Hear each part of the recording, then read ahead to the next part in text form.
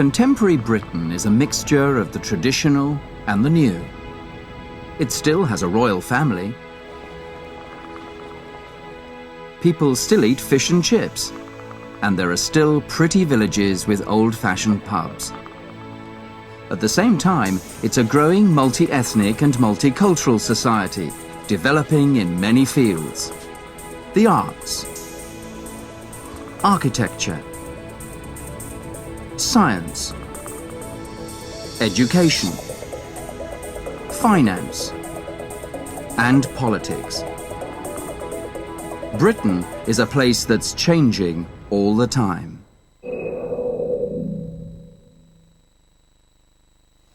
The landscape of Britain is incredibly varied. There are beautiful beaches in the south of England.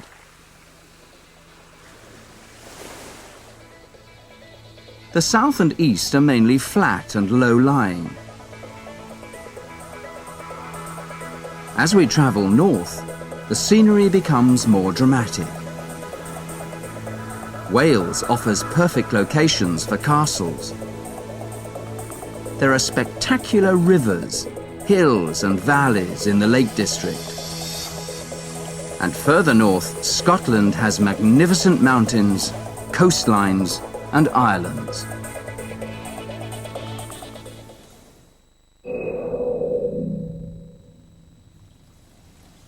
Of course, the weather isn't always perfect. Although Britain often has grey skies and rain, it has a mild climate. However, extreme weather does happen sometimes.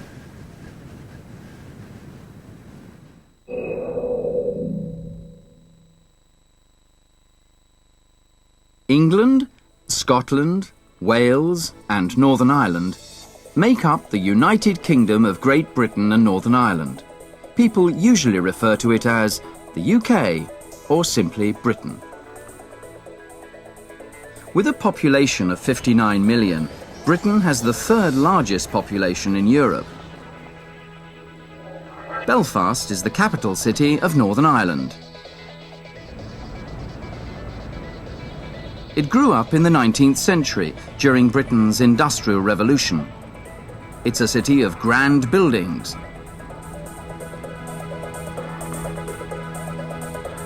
and interesting monuments.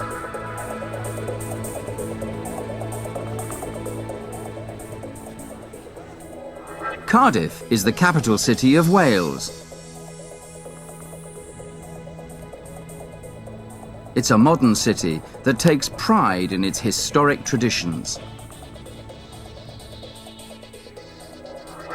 The capital of Scotland, Edinburgh, is on the same latitude as Moscow. It's a beautiful city, which is rich in history.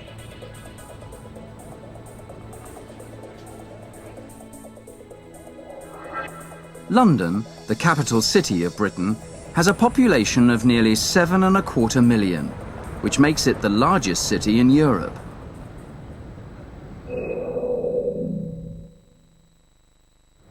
London is also the centre of government.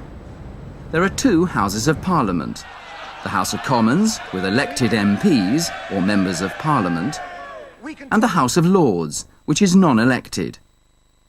There are three main political parties: Labour, the Conservatives, and the Liberal Democrats. The head of state, Queen Elizabeth II, has a largely ceremonial role.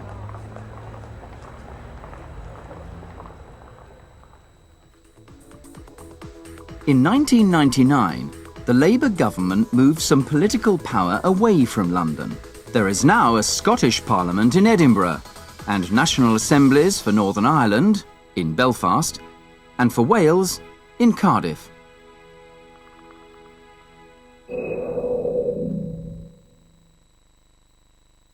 The majority of British people live in houses. Incredibly, 1 in 3 homes is semi-detached. The British are famous for their love of gardens, which perhaps explains why only 20% of families live in flats.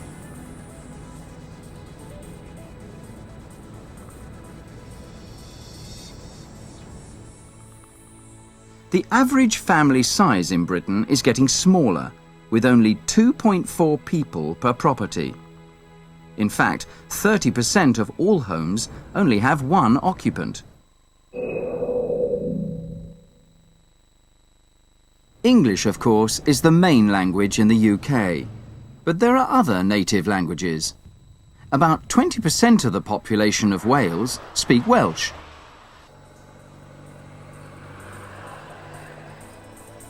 Gaelic is spoken in Northern Ireland and Scotland.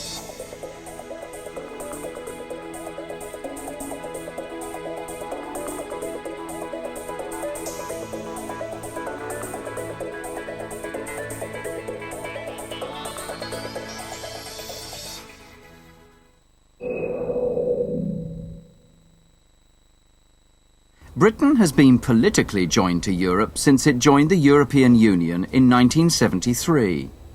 And it's been physically joined to the continent since 1994 by the Channel Tunnel. At just over 50 kilometres long, the Channel Tunnel takes passengers from Waterloo Station in London to Paris, Brussels and Lille.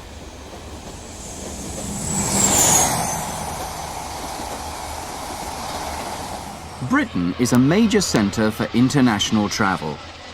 Heathrow is the world's busiest international airport, with over 60 million passengers a year. Other major airports around London are Gatwick and Stansted, which are important for the budget airlines.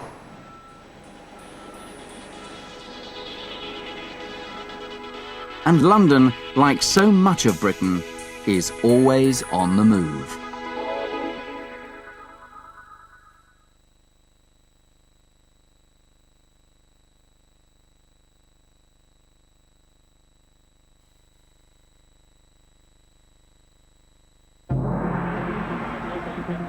When you look at any city in the UK, you can see that Britain is now a multicultural society.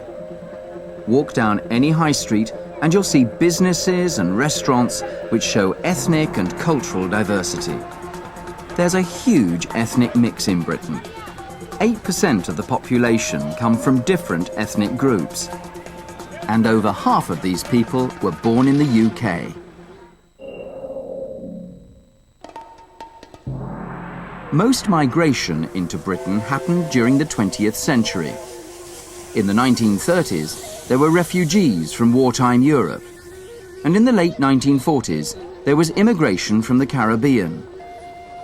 In the 1950s and 60s, people came from the new Commonwealth.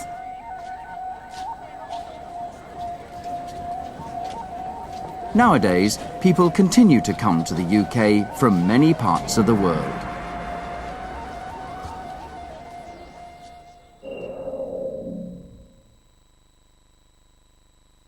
Multiculturalism is mainly an urban experience, and most of the ethnic groups live in cities in England.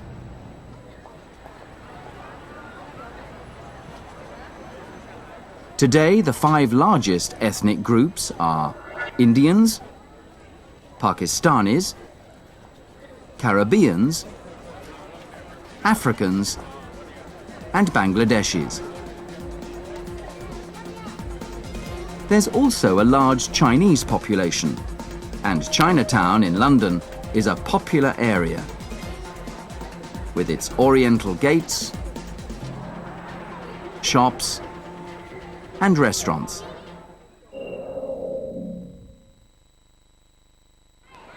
London is a city that seems to contain the whole world. An incredible 300 languages are spoken here. For 42% of school children in inner London, English is their second language.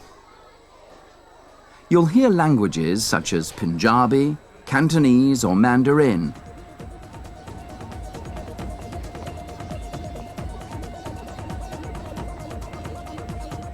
And most councils produce information leaflets in many different languages.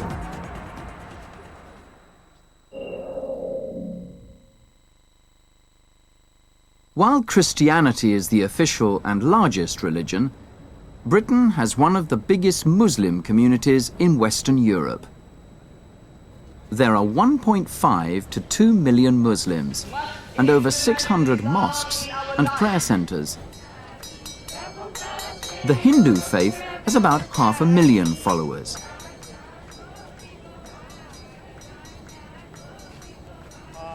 And the Jewish religion, over 250,000.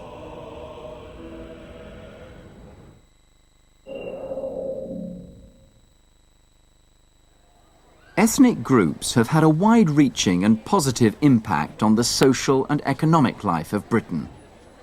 The country has benefited enormously from its ethnic diversity. In the workplace, Asian doctors make up nearly 20% of the medical staff, while 27% of the London Underground staff are from ethnic minorities. There are many famous people from ethnic backgrounds. Sol Campbell, a footballer. Paul Boateng, a government minister. Vanessa May, a violinist. Oswald Boateng, a clothes designer, here pictured with his wife. And major British writers such as Zadie Smith and Kazuo Ishiguro. There have been many changes in the food the British eat. And the music they listen to, such as, from the black community, reggae, jungle, and as here, R&B.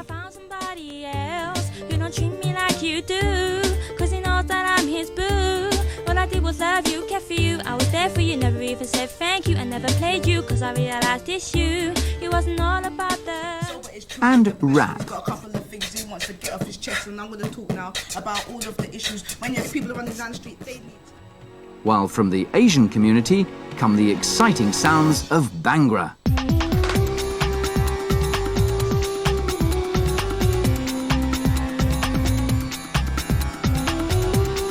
Britain in the 21st century is a thriving, multi-ethnic, multicultural society.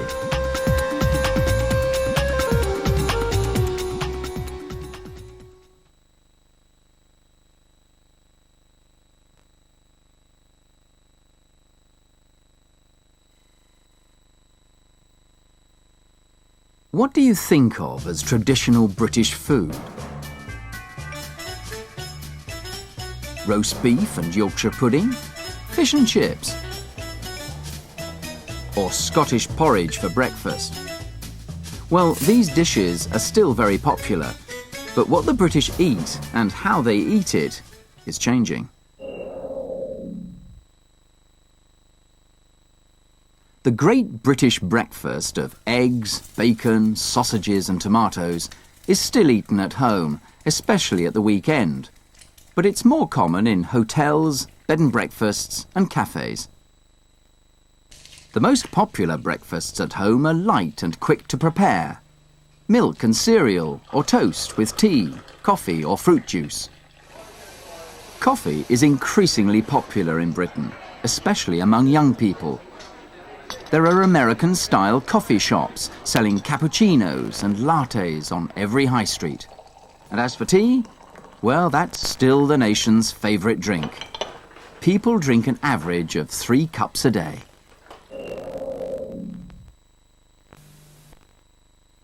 Supermarkets dominate British food shopping. The 5 largest supermarket chains sell 70% of all British groceries. They offer food from all over the world and fresh fruit and vegetables all year. Supermarkets are often open 24 hours a day and provide everything you want under one roof. They even offer internet shopping and home deliveries, so you don't have to go out at all. You can still find traditional grocers, greengrocers, butchers and bakers' shops, and open-air markets. But they find it difficult to compete with supermarkets, and their numbers have fallen. However, in recent years, farmers and specialist food markets have become more popular. Here you can find local, traditional and seasonal food.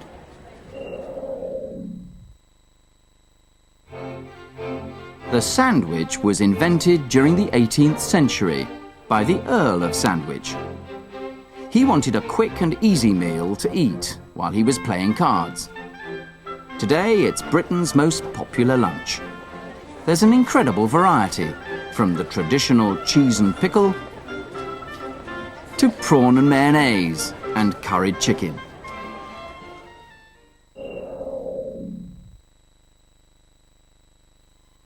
The British eat a lot of ready meals.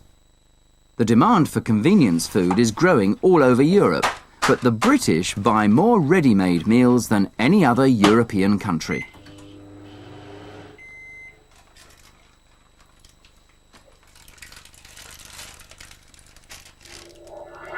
Indian and Chinese meals are the most popular, followed by Mexican, Thai, Japanese and Italian pizzas.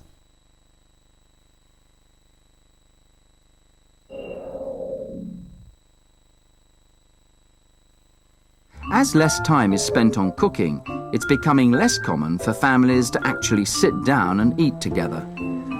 Takeaways are also popular, either from an Indian or Chinese restaurant, or of course, from a fish and chip shop. Takeaways can be delivered to people's homes. Pizzas are a great favourite. Right, there's 2 pizzas there for you. Fantastic, look at that. Easy to eat in front of the TV, maybe while you're watching a cookery programme.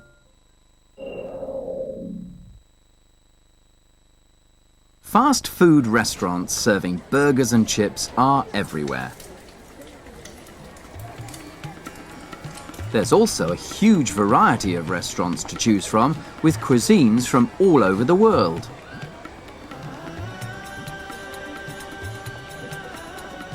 The first Indian curry house opened in London in 1809. There are now nearly 10,000 Indian restaurants in Britain.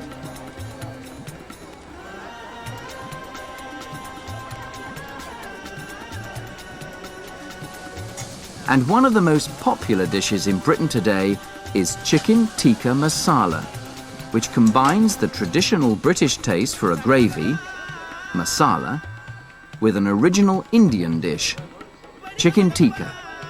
It's a true British national dish, a fusion of 2 traditions.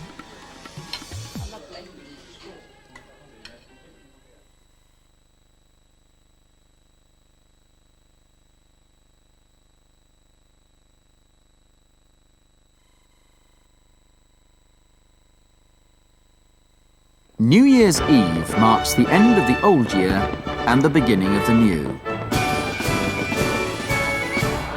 Over the next 12 months, there are many festivals, some traditional, some religious, some modern. Let's take a look at the British festival calendar.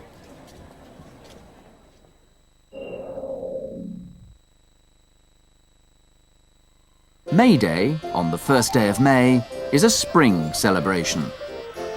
You can see traditional activities such as dancing around the maypole and Morris dancing.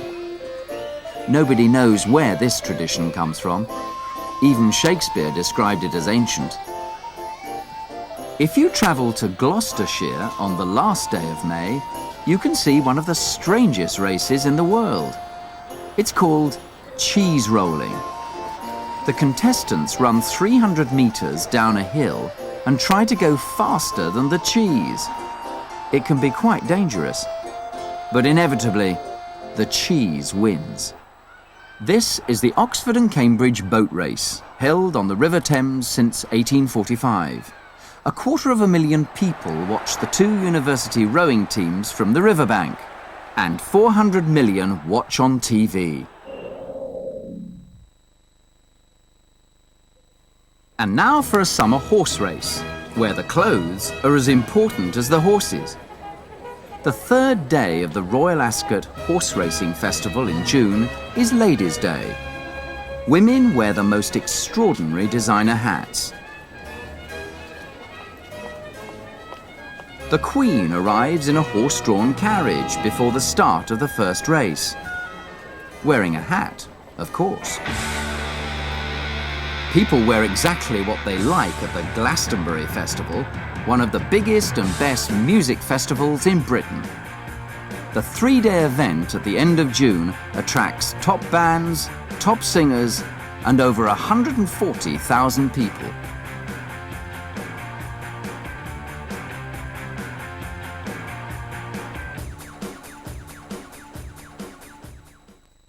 The Notting Hill Carnival in West London is the largest street carnival in Europe, and in the world, only the Rio de Janeiro Carnival is bigger. It began as a Caribbean carnival in the 1960s, but now it attracts about 2 million people every year, and performers from all over the world.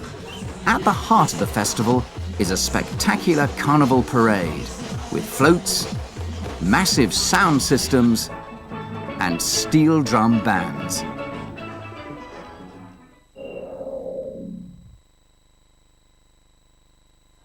This is Diwali, the Hindu festival of lights.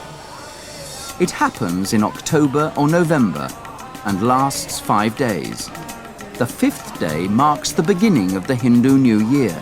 In cities like Leicester, Hindus and Sikhs prepare special food and give presents and cards. They light lamps and candles, and there are fireworks and celebrations, including traditional dancing. There are fireworks all over the country for Guy Fawkes Night on the 5th of November.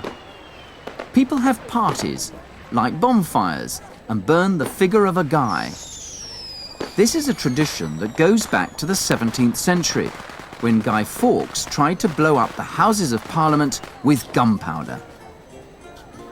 And a great way to satisfy your competitive spirit is a game of conkers. A conker is the nut of a horse chestnut tree. Take the nut, make a hole in it, and fix it to a piece of string. Then try to break your rival's conker by hitting it. It's great fun.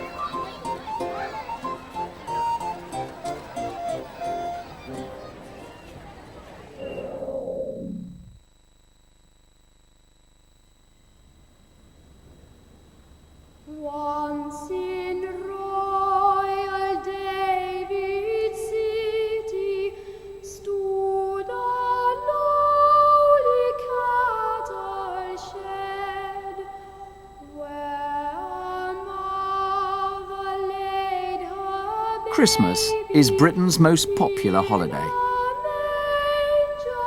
There are great Christmas traditions, such as carol singing.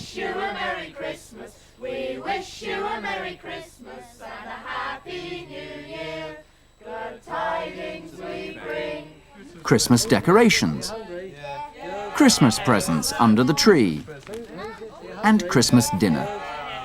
This is always huge and usually includes roast turkey and Christmas pudding. People pull crackers. Inside there's a little gift, a paper hat, and a silly joke.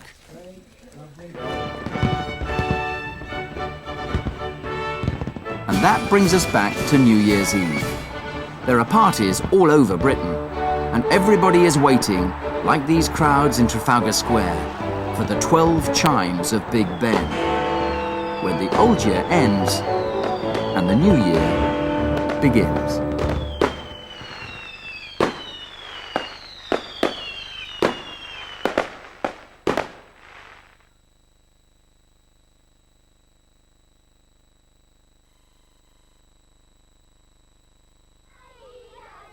Some people say that school days are the best days of your life. Well, if they're not the best, they're certainly very important. Full-time education in the UK is compulsory between the ages of 5 and 16.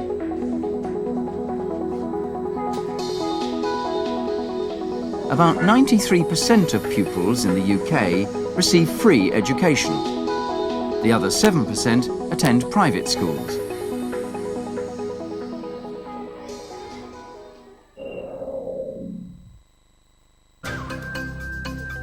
Children attend primary school from the ages of 5 to 11.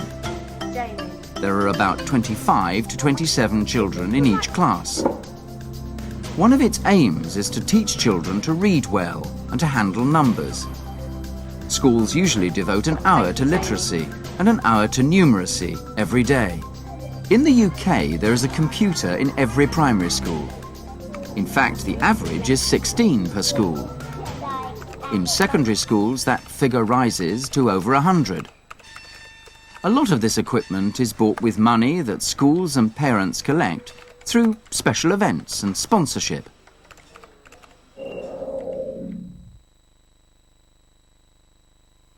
Children go to secondary school when they're 11. They usually have to wear a school uniform. This may be a shirt and tie and a special jacket called a blazer. But it is often simply a sweatshirt and trousers in a particular colour. Most school days start at about 8:45 and finish around 3 o'clock.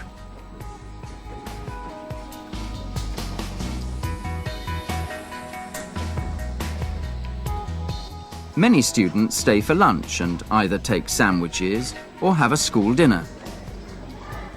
Except for Scotland, state schools in Britain follow a national curriculum. The emphasis is on the 3 core subjects of English, mathematics and science. There are national tests in these subjects for all 14-year-olds. After they're 14, students also study subjects such as information and communication technology, design and technology, and a modern foreign language.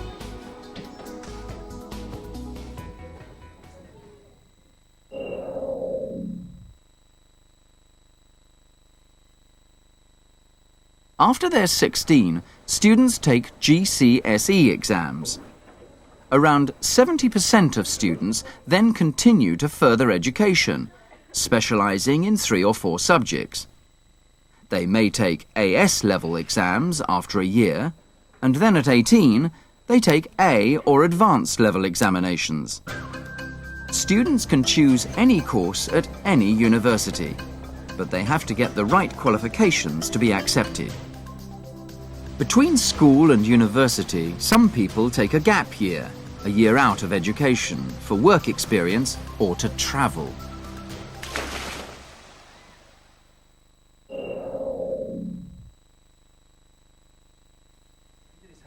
One in 3 students goes on to higher education, either to a university or to do vocational training in subjects such as engineering or travel and tourism. The city of Bath is what we call a Georgian city, and we call this a Georgian city because during the 18th century, when the majority of Bath was... Qualifications are increasingly important, but going to university is expensive. Parents have to pay for each year's tuition and provide living expenses for their children. Many parents can't afford this, so students have to take out loans.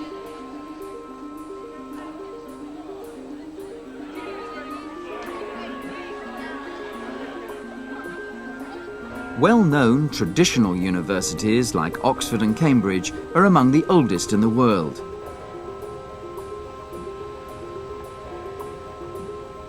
And most large towns and cities have at least one university. The majority of universities teach by lectures and seminars. Students work hard. But they play hard too. Life at university is fun. In their first year, students often live in a room at the university. After that, they find a flat in town.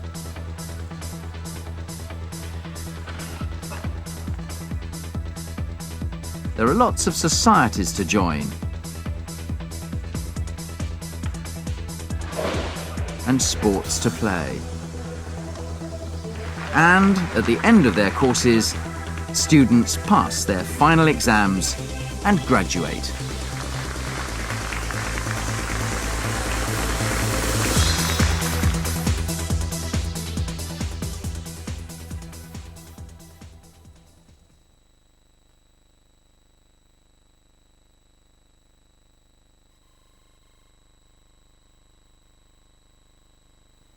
How do young people in Britain spend their free time?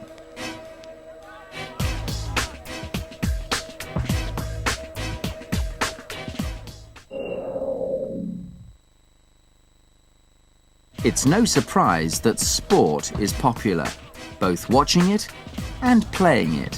Football is the largest spectator sport, but walking is the most popular activity. Walking pets or doing something more adventurous, like hiking in the countryside or hills. Other popular sports are swimming, doing aerobics and yoga, going cycling, and not just cycling in towns, but mountain biking, or simply getting around on wheels, with skateboards and rollerblades. People like playing tennis too. Lawn tennis was invented in Britain, and the Wimbledon Championships are a great favourite. And playing football is popular with all ages. Everyone wants to become another David Beckham.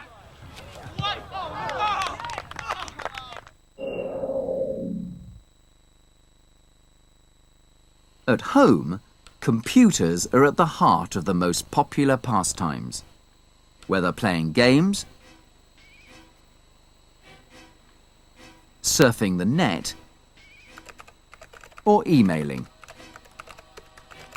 Of course, if they're studying, then there's always homework to do. But that can be combined with listening to music or the radio. Young people listen to over 16 hours of radio a week. While texting friends has now become a major free time activity. The most popular activity at home is sitting in front of a TV screen.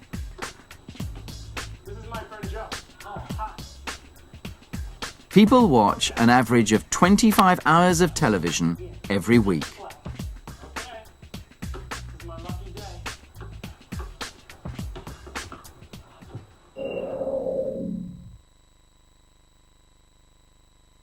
From the age of 14, young people can work part-time, and many of them have a part-time job, such as a paper boy or girl. It's a good way to earn money, to buy CDs or clothes.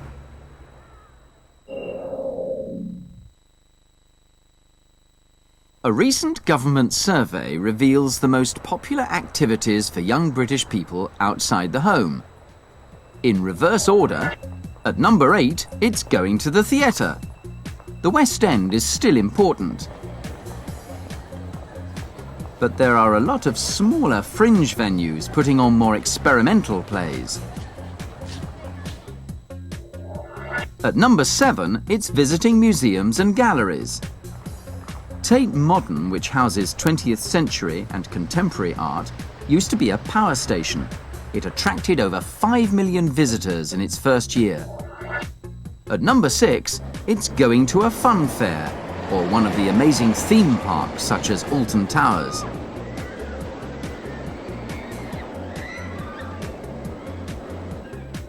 Now this may surprise you, but at number 5, it's going to the library. These days you can do a lot more at libraries than simply borrow books. They lend CDs, videos and DVDs of the top films, and they have computer facilities for surfing the net, sending emails and keeping up with what's happening. At number 4, going to the cinema.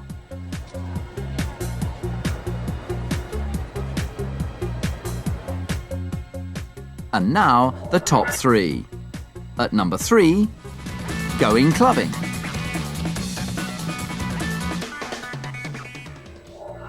At number 2, having a meal in a fast food restaurant.